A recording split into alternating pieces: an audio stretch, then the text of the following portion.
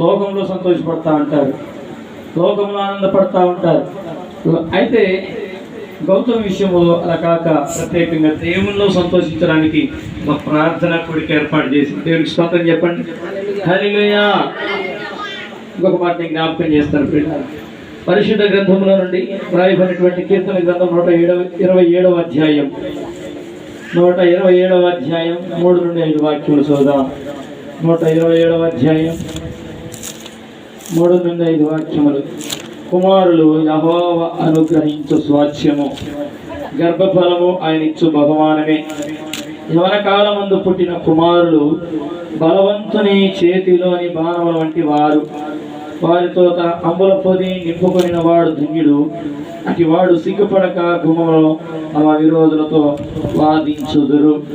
పిల్లరా, ఈరోజు దేవుని వాక్యం వింటున్నటువంటి నీవు నేను దేవుని మాటలు వింటా ఉన్నాము. అయితే కుమారుడు యెహోవా అనుగ్రహించు స్వాస్థ్యము, గర్భఫలం ఆయన ఇచ్చు బహుమానమే. అయితే దేవుడిచ్చినటువంటి ఆ బహుమానము, దేవుడిచ్చినటువంటి ఆ స్వాస్థ్యము ఈ రోజులలో పిల్లరా దేవుడిచ్చినాడని దేవుని స్తుతించడానికి ఇక్కడ చేర్చబడినాం. దేవునికి స్తోత్రం చెప్పండి. హల్లెలూయా. ఈ రోజును చూడటానికి దేవుడు మహాకృపనిచ్చినాడు. సంతోషకరంగా దేవుళ్ళు గడపడానికి దేవుడు మహా అద్భుతమైనటువంటి సమయాన్ని మనకి ఇచ్చినాడు. అందుకే కీర్తన గ్రంథం 3వ అధ్యాయం 2వ వాక్యంలో రాయబడింది, ఆయన చేసిన ఉపకారములలో దేనిని మరొకడు. అంటే దేవుడు చేసినటువంటి మేలు, దేవుడు చేసినటువంటి ఉపకారం మనం మర్చిపోకూడదు ప్రియులారా. ఈరోజు దేవుని సన్నిధిలో కూర్చొని దేవుని ఆరాధిస్తున్నామంటే ఇది ఎవరు చూపించిన మేలు? దేవుడు చూపించింది. దేవునికి స్తోత్రం చెప్పండి. మేలు ఎక్కడ ఉంది అంటే దేవుని సన్నిధిలోనే, దేవుల్లోనే మనకు మేలు ఉంది. ఆ జీవ మార్గంలోనే, ఆ సత్య మార్గంలోనే, ఆ పరిశుద్ధ మార్గంలోనే మనకు మేలు పిల్లరా. ఈ లోక సంబంధంగా లోకాశల వైపు, లోక తలంపుల వైపు లోకంలో వెళ్తే దాంట్లో మేలు లేదండి, కీడే ఉంది. ఈరోజు ఈ కుటుంబం గమనించి గుర్తించి దేవుడిచ్చిన బహుమానము, దేవుడిచ్చిన స్వాస్థ్యమని దేవుని సన్నిధిని అనుభవించడానికి చేర్చబడిన దేవునికి స్తోత్రం చెబుదాం. హల్లెలూయా. ఇంకొక మాట నేను జ్ఞాపకం చేస్తాను పిల్లారా. సామెతల గ్రంథం 22వ అధ్యాయం 6వ వాక్యం. సామెతల గ్రంథం 22వ అధ్యాయం 6వ వాక్యం. అక్కడ రాయబడినటువంటి మాట ఏంటంటే, బాలుడు నడవవలసిన త్రోవను వానికి నేర్పుము, వాడు పెద్దవాడైనప్పుడు దాని నుండి తొలగిపోడు. దేవుడిచ్చిన బహుమానం, దేవుడిచ్చిన స్వాస్థ్యం మనం ఏం చేయాలంటే దేవుని కోసం పెంచాలా. దేవునికి స్తోత్రం చెప్పాలి. హల్లెలూయా. ఎప్పుడైతే బాల్య దశ నుండి వాడు నడవలసిన మార్గంలో, సరైన మార్గంలో, ప్రభు మార్గంలో, ఆ నీతి కలిగిన మార్గంలో, ఆ యథార్థత కలిగిన మార్గంలో, ప్రభు మార్గంలో నడిపించడానికి ఇష్టపడతారు. వారు పెరిగి పెద్దవారైన తర్వాత దాని నుండి ఎన్నడూ కూడా తొలగిపోరు. చాలా మంది కుటుంబాలలో అసలు నేను ఎందుకు అన్నామరా అంటారు తల్లిదండ్రులు. మీ విషయాలనేమో కానీ మా కుటుంబంలో మా తల్లి ఎన్నోసార్లు ఆ మాట అనేది, అసలు నువ్వు పుట్టకపోయింటే బాగుండేదిరా, నాకు ఆ తలలో పెరిగేది అనేది. కానీ పిల్లరా, దేవుడు మహాకృపను బట్టి దేవుడు రక్షించుకున్నాడు. ఈ రోజు మా అమ్మ సంతోషపడతాం. దేవుడికి స్తోత్రం. సపరు దేవుడు. హల్లెలూయా. ప్రభు నమ్ముకొని ప్రభు సేవ చేస్తున్న తర్వాత, ప్రభులోనికి వచ్చిన తర్వాత మా తల్లి సంతోషపడతాం. మా నాన్న యూట్యూబ్లో ఆ మెసేజ్ చూసి కళ్ళమడి నీళ్ళు విడిసి అంటున్నాడంట, నా కొడుకు మంచి సేవకుడైనాడు. ఇంకా నాకు అంతే సంతోషం అన్నాడు. దేవునికి స్తోత్రం. తల్లి, చెల్లి, అక్క, అన్న బాల్య దేశం నుండి వాళ్ళు ఎంతో భయభక్తులతో దేవుళ్ళు పెంచే ప్రయత్నం చేసినారు. కానీ ఆ ఒక్కగానొక సమయాన్ని వినడానికి నేను ఇష్టపడలేదు. అయితే దేవుడే నా వెంటబడి మరి నన్ను మార్చినాడు. దేవునికి స్తోత్రం. నా స్థితిని మార్చినాడు, నా జీవితాన్ని మార్చినాడు, నా బ్రతుకును మార్చినాడు, నన్ను రక్షించినాడు. ఈ రోజులో తల్లి, చెల్లి, అక్క బాల్య దశ నుండి నా తల్లిదండ్రులు నా కోసం ఎంత ప్రార్థన చేశారో ఆ ప్రార్థన వ్యర్థమైపోలేదు, ఆ ప్రార్థన విఫలమైపోలేదు. ఈ రోజులలో వాక్యం వింటున్నటువంటి నీవు, నేను, మనందరికీ కూడా ఒక మాట ద్వారా హెచ్చరిక పొందుతున్నాము. బాలుడు నడవవలసిన త్రోవను వారికి నేర్పే పని మనం పెట్టుకోవాలి, నేర్పాలి. ఏ మార్గంలో నడవడానికి నేర్పాలంటే దేవుని మార్గంలో నడవడానికి నేర్పాలి. నేర్పాలి, నీతి కలిగిన మార్గంలో నడపడానికి నేర్పాలి. ఎప్పుడైతే నువ్వు వాళ్ళు నేర్పుతావో వాళ్ళు పెరిగి పెద్దవారైనప్పుడు దాని నుండి తొలగిపోరంట. ఇంకొక మాట రాయబడింది 23కి సామెతల గ్రంథం 13వ వాక్యంలో రాయబడింది. మాట చదువుతాను. 23 సామెతల గ్రంథం 13-14 వాక్యంలో రాయబడిన మాట ఏంటంటే, నీ బాలులను శిక్షించుట మానకము. ఏం చేయాలంట? శిక్షించుట.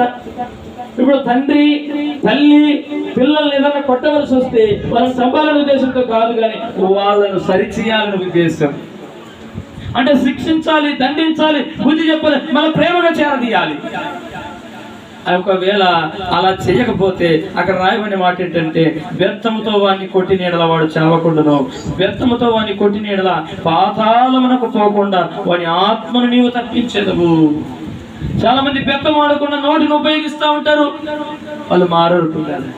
ఎప్పుడైతే బెత్తం వాడతారో బాల్య దశ నుండి ఖచ్చితంగా వాళ్ళు సరైన రీతిలో పెరుగుతారు. అక్కడే రాయబడిన మాట ఏంటంటే, నువ్వు బెత్తము కానీ వాడితే వాడు పాతాళానికి పోకుండా ఉంటాడంట. వాడు పాతాళానికి పోకుండా వాడి ఆత్మను నీవు తప్పించలేవు. అంటే తల్లిదండ్రుల కింద బాధ్యత దేవుడు ఇచ్చినాడు. చూడండి, వారికి నేర్పే విషయంలో, ప్రభు మార్గంలో నేర్పే విషయంలో, వాళ్ళు పెరిగి వాళ్ళు పెంచి పెద్ద చేసే విషయంలో ఒక బాధ్యత తీసుకొని దేవుల్లో పెంచాలి. దేవునికి స్తోత్రం. పాతాళము అనగా నాశనం వైపు వెళ్ళిపోకుండా, నష్టం పోకుండా వారు ఒక ఉన్నతమైన స్థాయిలో ఉంటారు. ఎప్పుడైతే బాల్య దశ నుండి మరి ప్రభులో పెంచుతుంది. ఇంకొక మాట నేను జ్ఞాపకం చేస్తాను. అక్కడ రాయబడినటువంటి మాట మరొక మాట సామెతల గ్రంథం 22వ అధ్యాయం 6వ వాక్యంలో రాయబడిన చివరి మాట, దాని నుండి తొలగిపోడు. ఎప్పుడైతే నువ్వు నేర్పుతావో, నేర్పిన పద్ధతి, నేర్పిన మాటలు, నేర్పిన విధానంలో నుండి పక్కకు తొలగిపోకుండా ఉండాలి అంటే మనం ఏం చేయాలంటే ఆ మార్గంలో మనం చూపించాలా, ఆ మార్గంలోకి మనం నడిపించాలా. ఎఫెసీ రాసిన పత్రిక 6వ అధ్యాయం 4వ వాక్యం. ఎఫెసీ రాసిన పత్రిక 6వ అధ్యాయం 4వ వాక్యం. అక్కడ ఒక శ్రేష్టమైన మాట ఏంటంటే, ప్రభు యొక్క శిక్షలోను బోధలోను వారిని పెంచుడి. ఎక్కడ పెంచాలంట? ప్రభు శిక్షలోను బోధలోను పిల్లల్ని పెంచాలి. యేసుక్రీస్తు ప్రభు బోధలో పెంచాలా, యేసుక్రీస్తు మార్గంలోనికి వారిని నడిపించాలా. ఈరోజు తల్లించింది అక్క ప్రభు యొక్క శిక్షలోనో, ప్రభు యొక్క బోధలోనో వారిని ఎప్పుడైతే పెంచుతామో వారి కుటుంబానికి ఆశీర్వాదకరంగా మార్చబడతారు. తప్పని కూడా దేవునామానికి ఎవరయ్యా పిల్లోడంటే ఫలానా వాళ్ళ పిల్లోడంట, ఎంత సంతోషమో, కుటుంబానికి ఎంత మంచి పేరు. ఎప్పుడు అది సాధ్యమవుతుంది అంటే ప్రభులో పెంచినప్పుడు. అందుకే ఎఫెసీ రాసిన పత్రిక 6:4 రాయబడింది ఏంటంటే, తండ్రులారా మీ పిల్లలకు కోపము రేపక ప్రభు యొక్క శిక్షలోను బోధలోను వారిని పెంచుంది. పిల్లలకు కూడా కోపం వస్తుంది, ఒక్కోసారి తిరగబడతారు. ఇప్పుడు నేను ఇలా చెప్తాను, మా ఊర్లో ఒక తండ్రి ఫుల్గా తాగుతాడు. తండ్రి ఏం చేస్తాడంటే కొడుకుతో సారా చేస్తారో ఆ నీళ్లు కల్పించేది ఇయ్యమని చెప్తా ఉంటాడు. అలవాటు చేశారు. ఆ బీడీని కాల్చుకొని తీసుకొచ్చేది అంగడికాడికి తీసుకొని నేర్పించాడు. ఆటోమేటిక్గా వాళ్ళు నేర్చుకున్నారు, పెరిగి పెద్దవారైనారు. వాళ్ళ తల్లిదండ్రులు కొట్టే స్థితికి వచ్చినారు. ఇప్పుడు బజార్లో పడుకొని కొడతా ఉంటే మా కొడుకు మా మాట వినకున్నాడు అని అంటున్నారు, బాధపడుతున్నారు. కారణం ఏమంటారు? తల్లిదండ్రులుగా వాళ్ళు పెద్దలుగా వాళ్ళు చేయకూడని పనులు వాళ్ళతో చేపించారు కాబట్టి వాడు ఆటోమేటిక్గా ఆ పనులు చేస్తూ పెరిగి పెద్దవాడైనాడు, దానికి బానిస అయిపోయినాడు.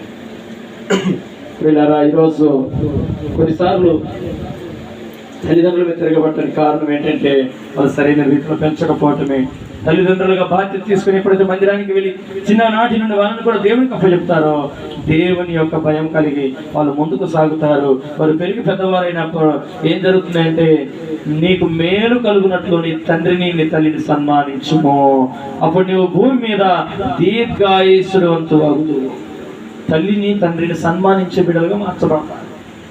ప్రభు శిక్షలను, ప్రభు బోధలను వారిని పెంచితే తల్లిదండ్రులు వారు సన్మానిస్తారు. వారు కూడా భూమి మీద దీర్ఘాయుష్యవంతులు అవుతారంట. దేవునికి స్తోత్రం, హల్లెలూయా. ఇది ఎలా సాధ్యమవుతుందంటే తల్లిదండ్రులను మనం బాగా జాగ్రత్త చూసుకున్నప్పుడే, తల్లిదండ్రులకు మనం విధేయత చూపించినప్పుడే. ఈ రోజులలో తల్లిదండ్రుల మీద తిరగబడే వాళ్ళ పిల్లలను చూస్తూ ఉన్నాం. అయితే అలాంటి స్థితిలో ఉన్నట్లయితే ఏం చేయాలంట? ప్రభు శిక్షలోను ప్రభు బోధలోను పెంచే ప్రయత్నం పెట్టుకోవాలా.